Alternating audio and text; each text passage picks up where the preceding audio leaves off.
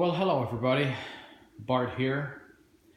The continuing saga of the Polski Fiat 126p engine transmission refresh slash minor overhaul.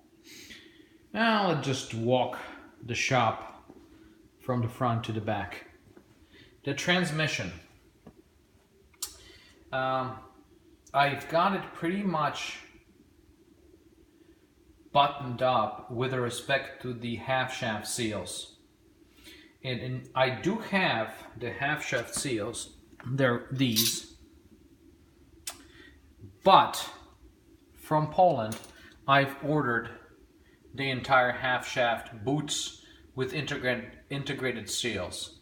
So I figured, you know what, I'm just gonna replace both of them prophylactically, so that I don't have to do this job twice if those boots will tear in the future. So but other than that, the transmission is pretty much ready to be reassembled. I haven't gotten it as clean as I would have liked, but I just don't want to mess with it anymore. It's pretty well degreased, but in order to get it down to pristine, I would have to pretty much completely disassemble it and get it to a facility where they would, completely clean it with, I don't know, maybe sandblasting or something like that. Here are my oil pan, valve cover, and some of the shrouding already repainted, ready for assembly. So that's done. Starter. Change that, I think it's called Bendix, people call it. Replace that today. The Bendix is right in here, and it's that piece that basically engages the pinion here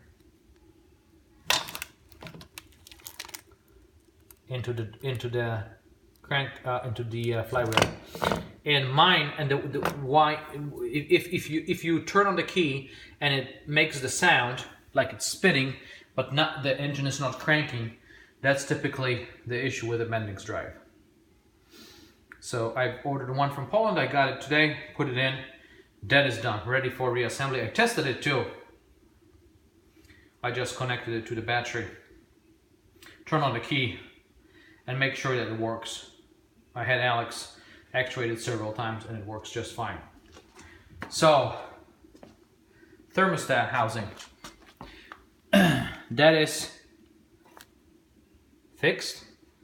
Now it's closing. I've got new screws here. I've repainted everything and it's reassembled, ready to just drying. So that's that. I just painted these just for the heck of it.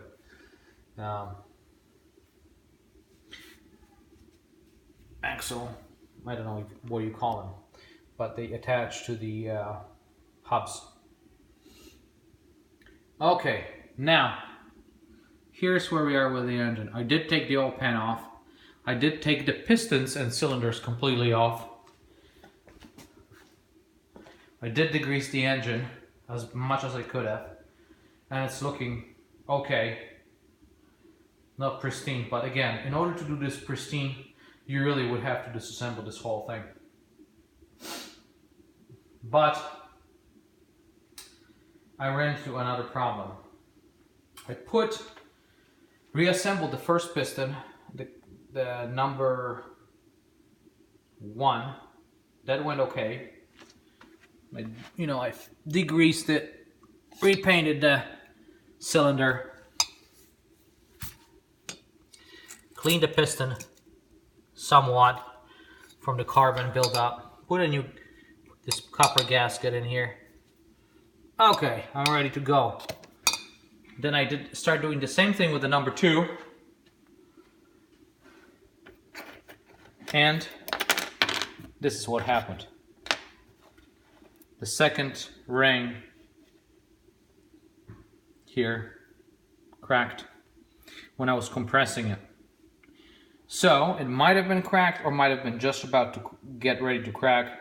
And when I was compressing this with a compressor tool to reinstall it into the cylinder, it snapped.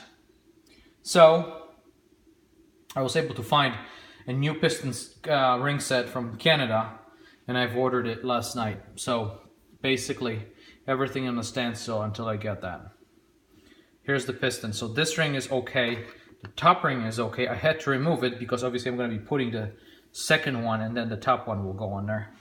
And I cleaned the top a little bit. Just still has a little minor carbon buildup, but it's not the big deal.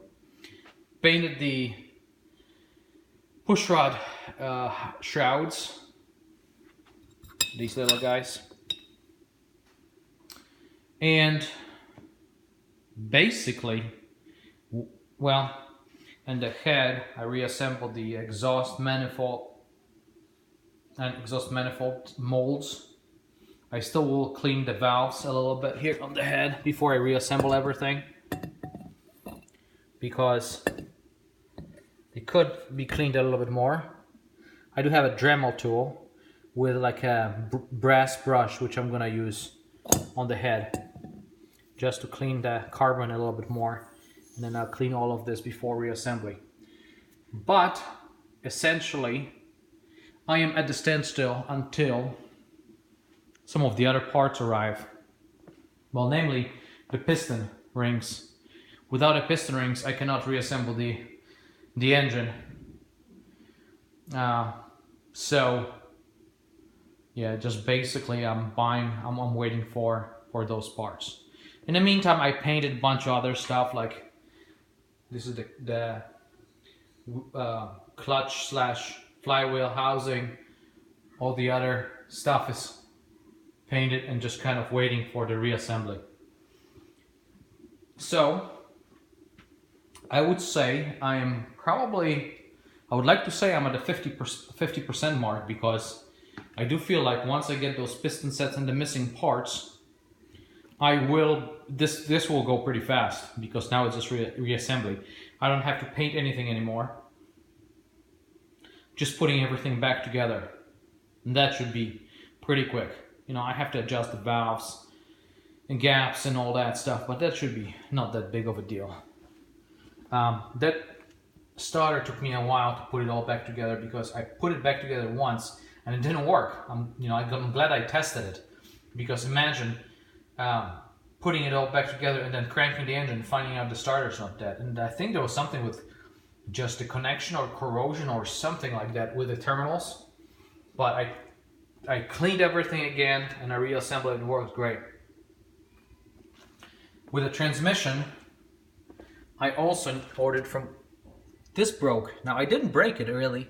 It just broke when I pulled this is the reverse light. I don't know if I showed you, but there's two terminals and one of them broke.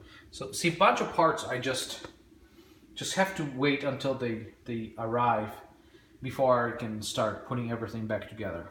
But that gives me time to, paint some things. Like, see, this looks pretty good now. Nice and shiny. This was all rusty looking.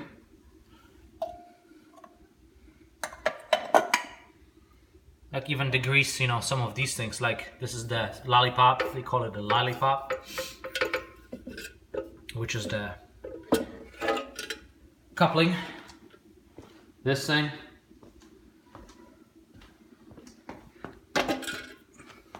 Repainted it with a high temperature paint. So it's got like a nice texture to it.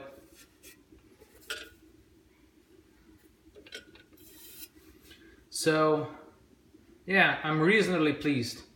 I'm a little, a little upset that ring snapped, but let's put it this way. I am glad that it happened now than if I reassembled the engine and I had a problem later. At least I will have a new ring set in there. And when I pulled the pistons, I noticed that these were not clocked 120 degrees apart.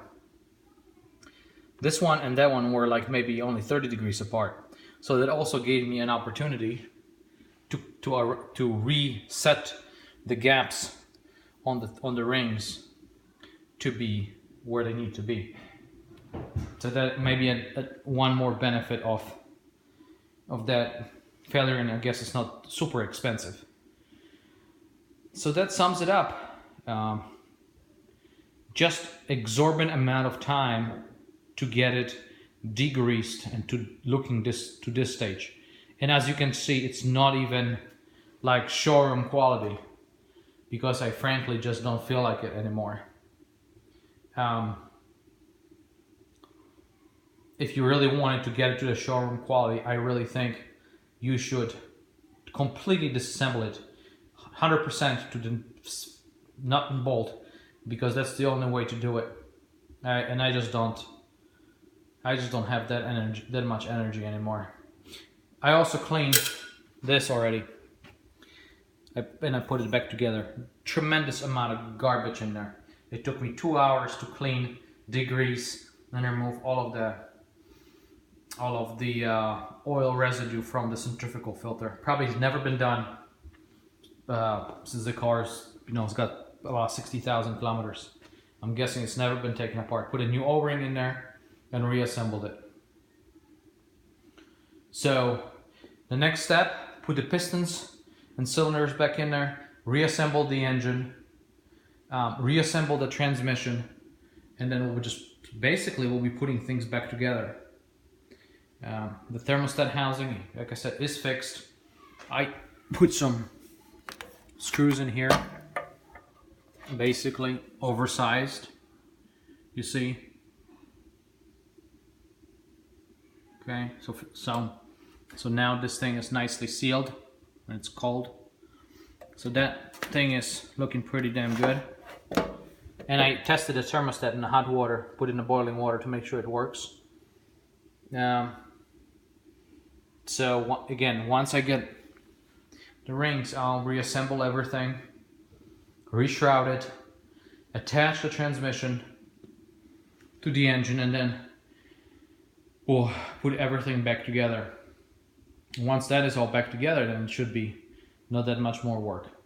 But probably will take a week or a week and a half break now, so you won't see any episodes, because I won't be doing any more work until I get these parts back. Hopefully you enjoyed these videos.